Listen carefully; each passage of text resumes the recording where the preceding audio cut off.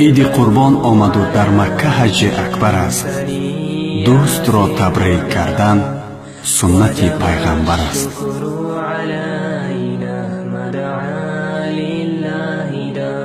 با کمال احترام مردم شریف تاجیکستان را با آمد عید سعید قربان صمیمانه تبریک و مبارکباد نموده از درگاه خداوند بزرگ مغفرت گناهان، هدایت و استواری در دین، سعادتمندی دنیا و آخرت را تمنا می نماییم.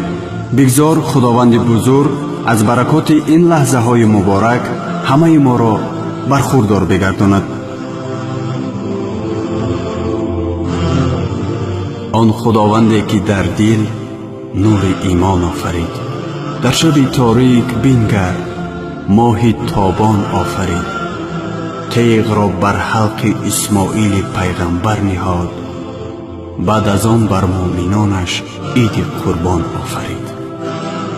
با تمنای عمل شوی آرزوهای نیک همه شما و کل مسلمانان دنیا را به مناسبت عید سعید قربان صمیمانه تبریک و مبارکباد گفته برایتان خوشحالی روزگار، دسترخوان پرناز و نعمت، برای کار و کامیابی های بی‌نظیر، صلح و وحدت و فیض و برکت را تمنا می نماییم. عید سعید قربان مبارک باشد هموطنان عزیز. عید سعید قربان مبارک. عید سعید قربان مبارک.